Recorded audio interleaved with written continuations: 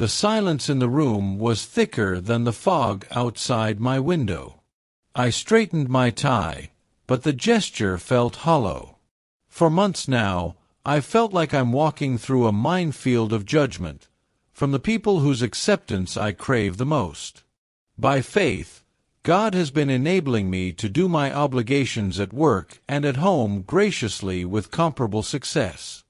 It's because God shows me the good that I need to do, and I do it. However, I did not receive the acceptance of my boss, my colleagues, my wife, my children, even my friends. I see that they reject my way of living and working, and so they reject me without saying it. God made me live and work the way I do because He is gradually instilling in me the faith that I must do my obligation as a servant, not of men, but of God. And my Lord Jesus Christ said that as His servant, when I have done all that is expected of me, I need to say, I just did my obligation. My old life was one long, futile habit to seek acceptance from people who could never truly accept me as I am. I was living under the curse of trying to cover my own nakedness with fig leaves, my own good works, my own efforts to please.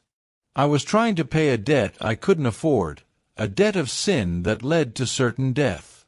Then the grace, the sheer, stunning truth that God, in His infinite love, took on the obligation to save me. He didn't just overlook my debt. He paid it in full with the innocent blood of His Son, Jesus Christ.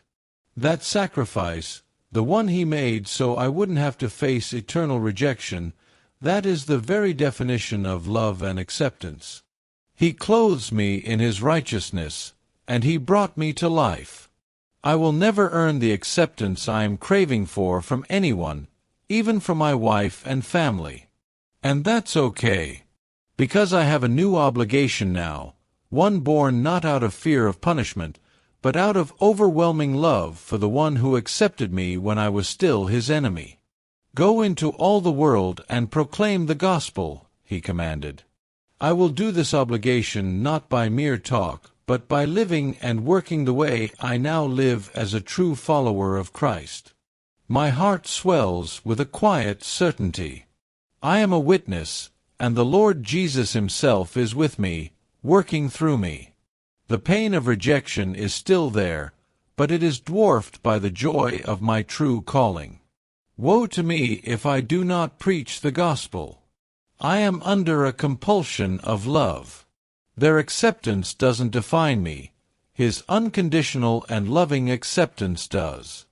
I have been given life in His name, and my new life is to fulfill my joyful obligation, to tell everyone about the grace that saved an unworthy servant like me.